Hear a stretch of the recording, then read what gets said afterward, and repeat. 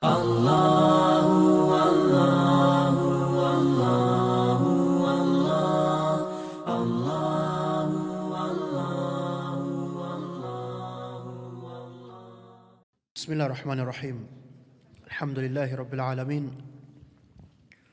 Wa ashhadu an la ilaha illallah wahdahu la sharika lah wa anna Muhammadan abduhu wa rasuluh sallallahu alayhi wa ala alihi wa ashabihi ajma'in. So, we are now talking about the social life of Arabia, more specifically Mecca at that time. We have known the religious aspect of it, some things about the economical aspect of it. Now, social and economical, it goes together usually. That's why we always say socio-economical aspect. So, I love this chapter that Shaykh put in a very nice way. So, if the reader is reading, please read. Page number 55. The Arabian society presented a social mixture with different and diverse social levels. The status of women among the nobles recorded an advanced degree of esteem where women enjoyed a considerable portion of free will, and the decision would most often be enforced. They were so highly cherished that blood would be easily shed in defense of their honor. In fact, the Arabs, they used to value the women a lot, especially the women from high noble families. And when the woman spoke, everybody would listen. This is only from the high noble families, only. And if someone disrespected a woman from someone's family, they would fight to killing and shedding blood right away. They had what is called ghira. Ghira is part of Islam today. That you should have jealousy and respect for your women, meaning your wife, your mother, your sister, your daughter, that you should be protective of them. So they had that. But they would easily kill another person who disrespected any of their women folk. In fact, they were the most decisive key to bloody fight or friendly peace. These privileges... It's all about the women. You know? It's all about the women. No women, no problems. So they'd either be... I'm joking, obviously. They would either fight for the woman or there'll be peace for the woman. Two extremes. These privileges, notwithstanding, the family system in Arabia was wholly patriarchal, having the supremacy of the older members of the clan. The marriage, everybody was in a clan. So you have your father, and your father has his brothers, and they're all from the grandfather, and the grandfather's from the great-grandfather. That's a clan. A tribe makes a clan. Family, tribe, clan. The clan system was the system in Arabia. And everybody ascribed himself to his tribe and his clan. And that is where the rule comes from the elders. The marriage contract rested completely in the hands of the woman's legal guardian, whose words with regard to her marital status could never be questioned. As for marriage, which is the huge part of our social life, is marriage, because there's no society without marriage, families. A society is made of families. Families are made of individuals. That's how it goes. Individuals, families, society. So marriage is a huge part of the society. But the woman had no say in her marriage. It rested solely on the guardians. So either the leader of the tribe or her father or her grandfather. Whatever they said, that's what is going to happen. On the other hand, there were other social circles where prostitution and indecency were widespread and in full operation. Al-Bukhari and others reported on the authority of Aisha radiyallahu anha that there were 4 kinds of marriage in pre-Islamic Arabia. The first was similar to present-day marriage procedures, in which case a man gives his daughter or the woman under his responsibility in marriage to another man after a proposal and a dowry has been agreed upon. It was a mess. Their society was a mess, like we said. So there are four kinds of relationships. Number one is the normal marriage, proper marriage, which we still do today, which Islam approved. A man goes to propose, and there has to be a dowry agreed upon, and the guardian of the woman has to accept, and they get married. But the difference, as we just saw, the woman had no say. Whether she wanted this guy, she didn't want, no, she'll get married. Islam came and changed that. Islam said what? There's no marriage without the girl's acceptance. There's no forced marriages in Islam. If you're here, fathers or mothers, that's your culture, that's not Islam. Yes. You know the story of the young girl, this is in Sunan at-Tirmidhi, it's an authentic hadith. The young girl who came to the Prophet ﷺ, he said, "O Messenger of Allah, my father got me married to this guy and I don't like him." The Prophet ﷺ said, "What do you want to do? You want to split? We'll split you from her right now." And she says, "No." Look how smart she was. She says, "No, I just wanted the men to know that we women have a say." Because in Arabia, like you see, this was the norm. A woman had no say. So the Muslims, even when they became Muslims, some of these issues from before Islam, Jahiliyyah, still remained. Islam came and removed it. Sometimes it had to be through a story. Something happened.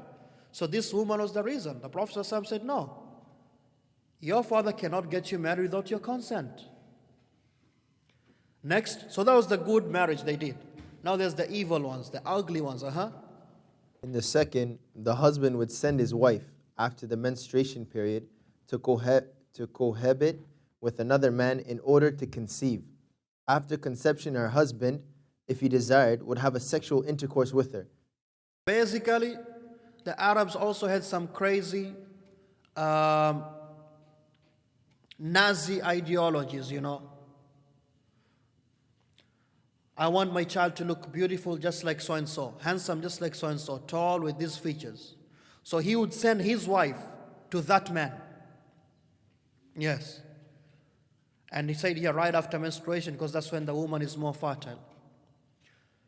And then she conceives, and he takes that child as his child. Yeah, it's pretty ugly. Next. A third kind was that a group of less than 10 men would have sexual intercourse with a woman. If she conceived and gave birth to a child, she would send for these men, and nobody could abstain. They would come together to her house. She would say, "You know what you have done? I have given birth to a child, and it is your child," pointing to one of them. The man meant would have to accept. The fourth 10 of them, 8 of them, the men, they'll all sleep with the same woman. She happens to become pregnant. She'll call all of them, and all of them have to come. And then she'll randomly select whoever she wants to be the father. He'll say, you guys know what you did. Now you are the father. And he cannot refuse. He cannot refuse. That's what you call consequences of your sins. Next. The fourth kind was that a lot of men would have sexual intercourse with a certain woman. She would not prevent anybody. Such women used to put a certain flag at the gates to invite anyone who liked. If this woman got pregnant and gave birth to a child, she would collect those men. And Seerahs would tell whose child it was. The appointed father would take the child and declare him/her his own. The difference between the third and the fourth is what? In the fourth, they have someone called, I don't know how to pronounce that word, Seers or whatever. I don't know. Seers just closed. Basically, it's a person whose job, or naturally they have the talent to discern and say, you are the son of you. This is your father. In Arabic, you call him what? Al-Qafa. His job, he can tell how people are related just by looking at them. That is why we mentioned the story of today. Ayman was married to Zayd bin Harith, was light-skinned. Ayman was dark-skinned. So Usama became very dark-skinned. And people used to make fun of him. One day, the Qafa, he came to the house of the Prophet ﷺ, and Zayd was sleeping with his son Usama. And they had covered their heads though. They were covered their heads with a blanket. You could only see their feet. And the Qafa, he looked and he said, Al-Mudlaji, he said, these ones, they're related by their feet. And the Prophet ﷺ became so happy. So the fourth kind of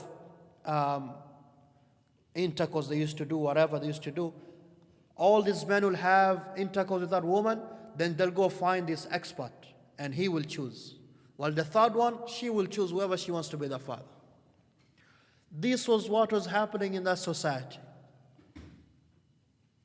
This was what was happening in that society.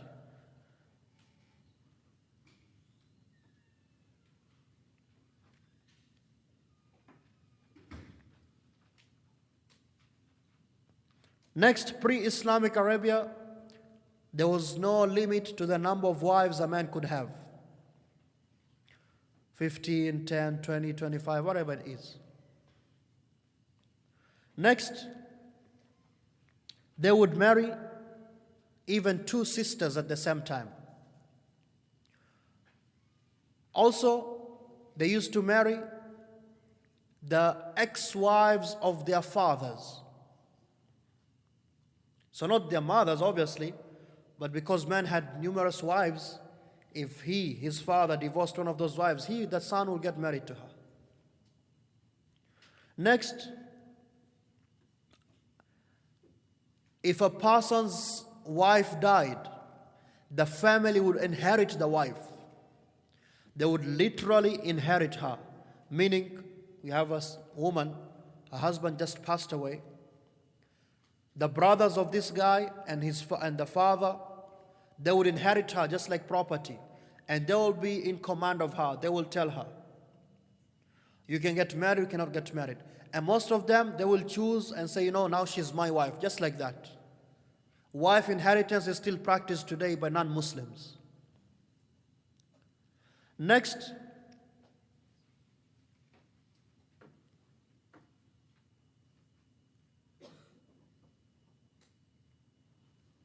a woman had no say in the divorce or separation. So if a man did not like a woman, they used to torture her like this. I don't like you, so I'm not going to live with you and treat you well, and at the same time, I'm not going to divorce you. Now, I'm sorry to say this, but to some of us it sounds familiar because people do it today, Muslims. He doesn't like her, he doesn't treat her well, he doesn't take care of her. At the same time, then just divorce her, let her be free. She'll find a better man than you. No, I won't divorce her. That is from pre-Islamic era, not Islam. Islam brought what? Khul'a. A woman can go and say, no, this man is a problem. Next, there used to be people who would drink alcohol, breakfast, lunch, dinner, and a snack in the evening, and evening tea is alcohol also. They would drink alcohol like they were crazy. It was so widespread. So widespread. And these two things, Aisha radiallahu anha mentioned them in the hadith in Sahih Bukhari. She said, if it was the first thing that the Prophet ﷺ came to preach, he told the Arabs, don't drink anymore and don't commit zina, no one would have accepted this religion. This is now a psychological, socio-psychological aspect of it. No one would have left that. But he came and Allah said, let them drink, but teach them only to worship me alone, tawheed first.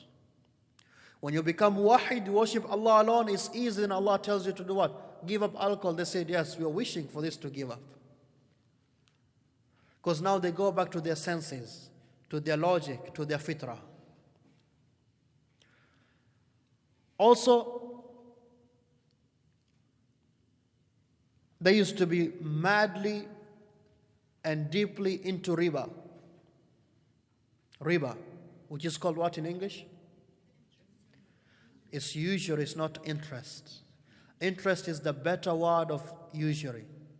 They say it's not usury because usury is an ugly word. Yeah, it sounds bad, usury. They say it's your interest. This money is part of your interest, It's your interest to take it. No, it's usury, it's haram. In the Bible, the Old Testament, the New Testament, in the Quran. The Arabs will come and say, I gave you a loan. You cannot pay. I'll give you more time, but you pay me extra. Exactly how interest works today. Exactly how it works today. Also, they used to oppress the weak people. If you're not from a rich family, noble family, then they treated you like nothing. And if he did business with you, you come and say, you have to pay me back. He'd actually give you a beating and say, go away. They used to oppress the weak people. Also the Arabs, they used to be ashamed of having baby girls. They used to be ashamed, which is called wa'dul banat, female infanticide. It's called female infanticide. Even though in some cases they used to do infanticide generally, males and females. I'll explain. They used to do infanticide in general. They didn't want babies. Why? Because they thought if I have a baby, I'm broke, I'm poor. How am I going to feed this baby? So they used to kill the babies because of poverty. That is why Allah says in two parts of the Quran. What does Allah say? وَلَا تَقْتُلُوا أَوْلَادَكُمْ خَشْيَةَ إِمْلَاقٍ. Don't kill your children because you fear poverty. We have some brothers and sisters here. Yesterday we had a discussion. Say, I only work a minimum wage job. And it's not you who are feeding that baby, man. Get married, Allah makes you rich. You get a baby, Allah makes you richer. If you don't believe me, ask anybody who has got married here. Somehow, if you're sincere, that's how it happens. Yes, if you're sincere with Allah, you rely on Allah, everything goes smooth. Oh, on top of that, you live in a country which gives you child tax. That's not for you, sister, to buy the new Dodge Caravan with the child tax. That's for your baby, You buy the new Dodge Caravan, all these sisters driving in a new Dodge Caravan. They say, I don't have money for diapers. Diapers too expensive. Come on, man. I know those sisters who do that. All those brothers who say, you know what? I am the father. Islamically, I am in charge of the house. That child tax should come to me. And then nobody sees it. He's always visiting India back home, or he's going back to Hargeisa and Somalia. Always. Child tax every day. That's our society as Muslims, sadly. Yeah, I'm saying it as humor, but it's a sad reality. My point is, no one should kill their children because of poverty. So they used to do that infanticide. Boys or girls, they would kill them. And more specifically, more rampant was the female infanticide. They used to kill their baby girls. Why? Who knows why? What was the reason? Yeah, Sheikh. There was two reasons. Number one, because they feared shame. What was the shame they feared?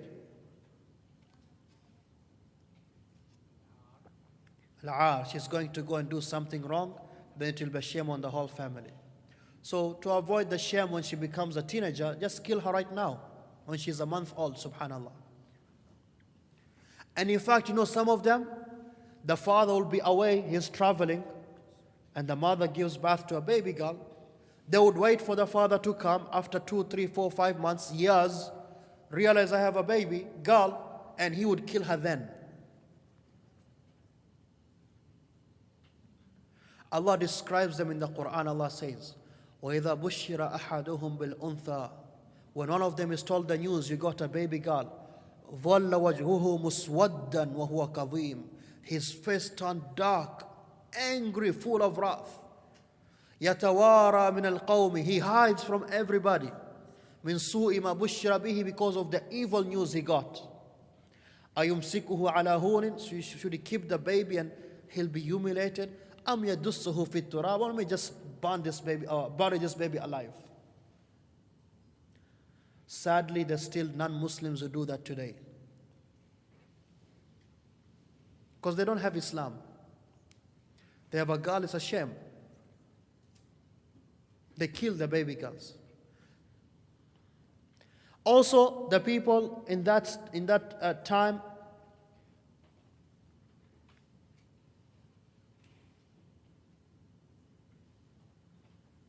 is that the relationship between the tribes was very weak, very fragile. We said everybody was ruled by his tribe. But the intertribal relation was very weak. So weak, they would fight so much against each other, very easily. So many fights. Also, from the social aspect of life then,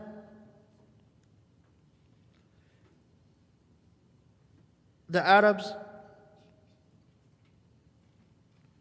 who were in the city or the towns, they were different from the Arabs in the desert, the Bedouins. The Bedouins, they kept most of the old culture. Also from the state of the society then, we mentioned alcohol, we mentioned marriages, we mentioned oppression, we mentioned the economical aspect. Okay, let's mention the good stuff now. I know because some of the Arabs are looking at me like, you're dissing us, right? Who told you to be Arab? Questions after, sister. It's not a question. Why they killed the baby? We said there's two reasons. Number one was for the shame. Number two, they feared when they go to fight and they lose, their women will be taken as slaves. They feared that. Because even if a woman was taken as a slave and then they took her back after that, the shame will stay forever with them. So they just said, let's just kill them before they are. So we'll mention the good stuff now. Not for the Arabs, so we learn, all of us. They also had some good characteristics. Number one, hospitality. Hospitality was top notch. They would take care of you.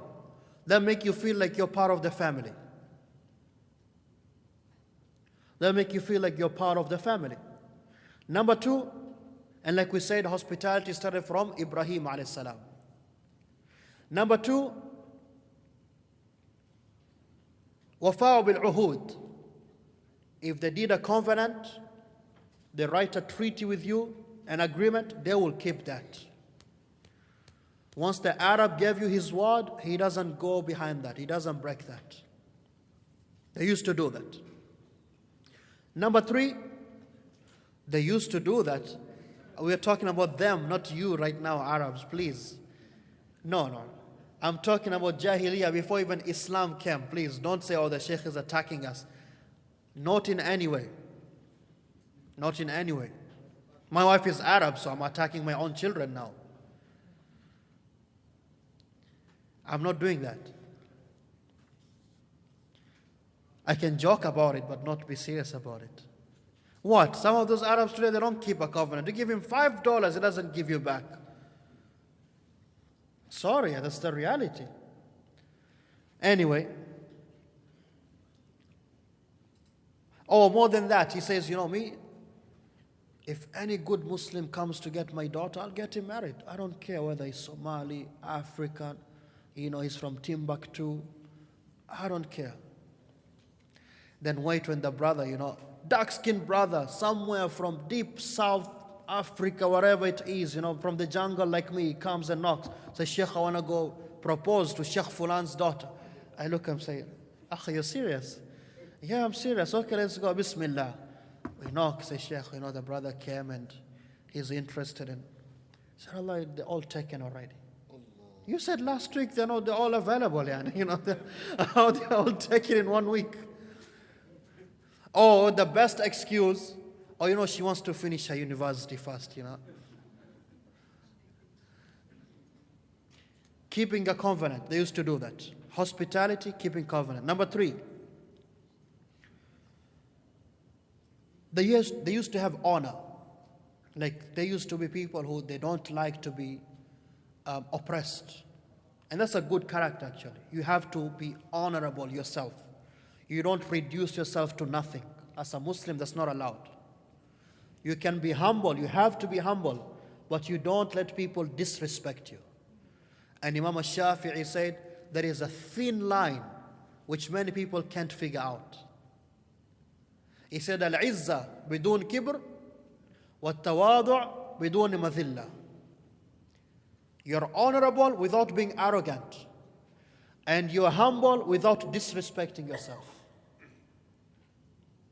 The Arabs used to have that. Number four. كانوا أهل عزم.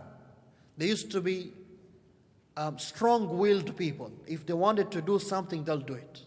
They used to be strong-willed people. Strong-willed. They used to be strong-willed people. Not sleep from Dhuhr to Maghrib and then wake up and go to the mall all night long. No, that's not life. Number 5, they used to be very patient people. Sabr was something they knew. And like we just said, they used to live in a desert. Nothing grew there, so life was tough. If the caravans didn't go to bring food, life was very tough. They knew sabr. They knew sabr. They could take the hard life. Number 6, like we said, there were some of those Arab Bedouins who still lived the pure life. Pure life. Meaning they are purer in their culture than those in the towns. Makkah, Ta'if, Yathrib. They still preserve their culture. Now, all of these, I think one which you mentioned, we missed was what? We missed one. It can be part of hospitality though. Al-Karam. They used to be generous people. They used to be generous people. Now this brings us, yes, Shaykh Ashwar.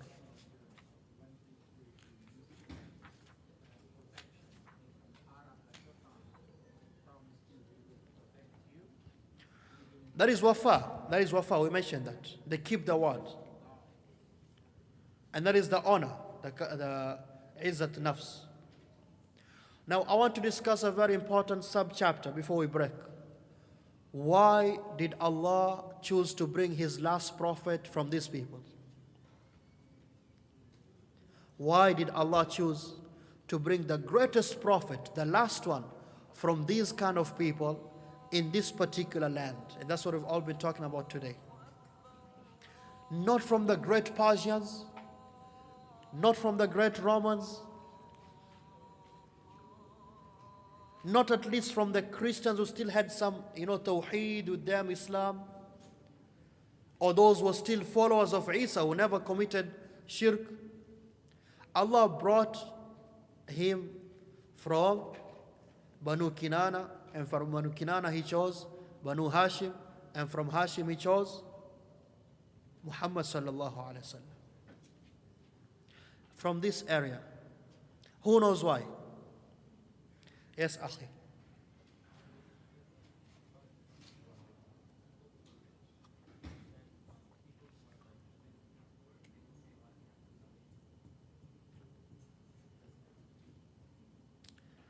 That is a good point, but that's not the main reason.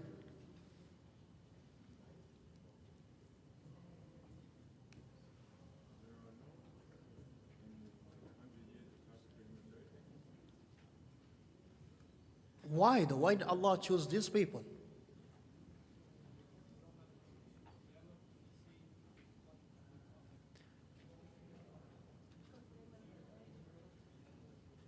No, that's for everybody though. Reason number one. Like we mentioned, because their culture was untouched. They were untouched people. What does that mean? Allahu Akbar, Allahu Akbar. Allahu Akbar,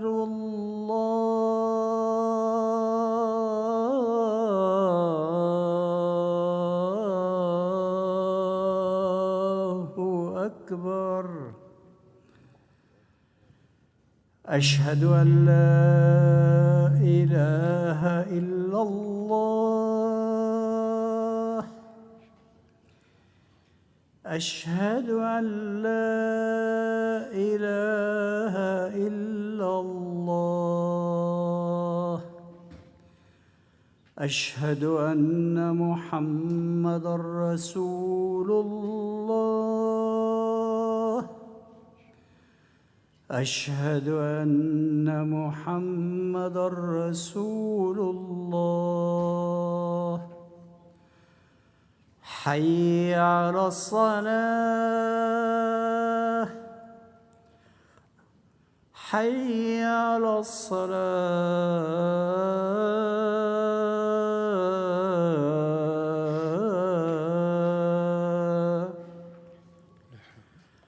حي على الفلاح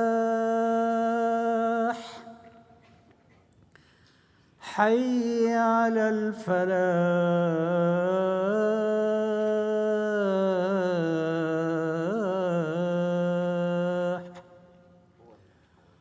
الله أكبر الله أكبر لا إله إلا الله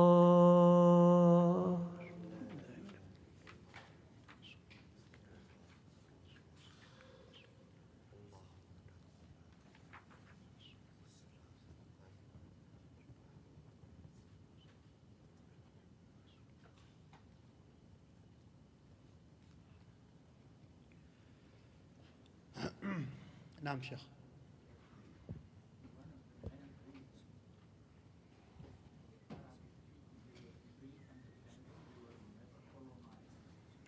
Very good.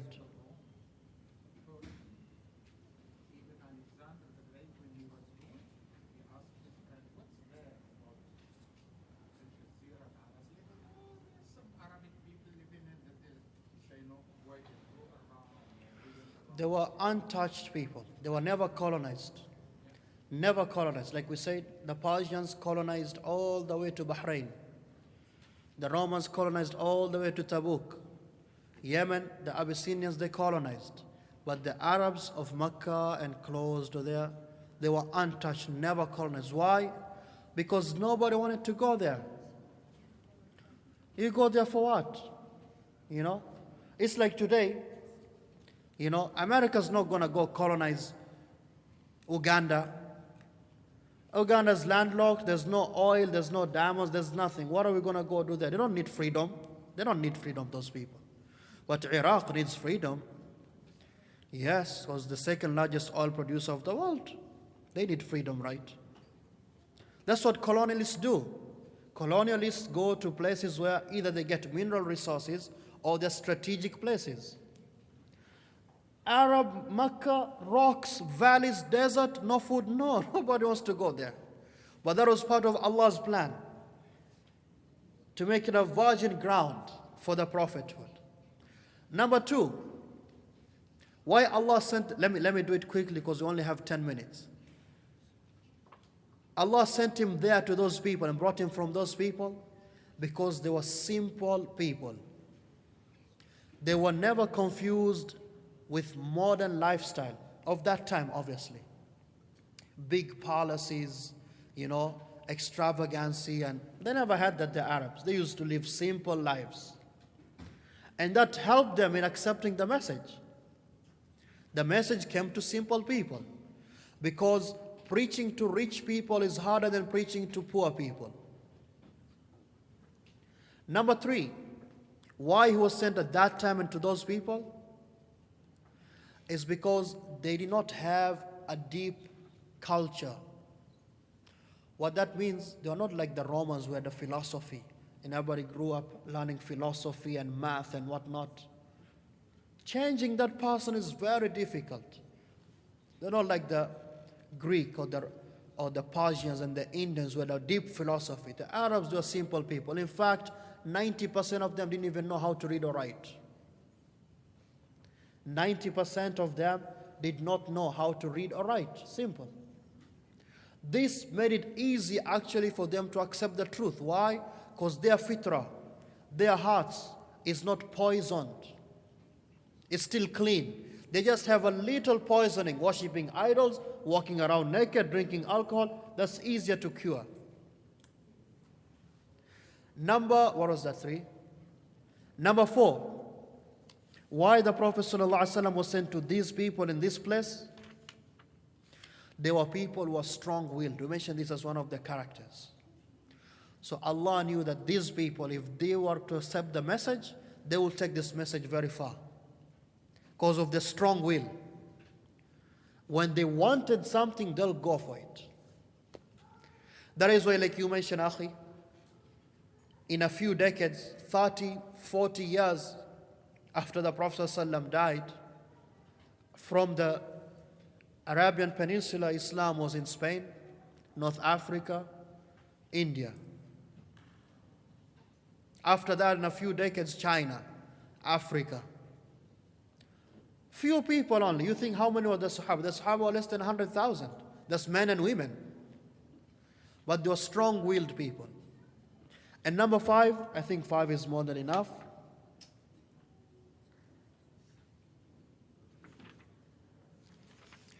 Number 5,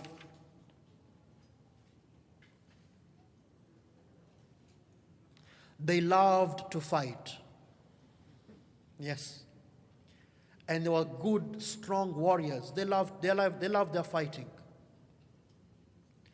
And for you to establish the truth, you need to be strong.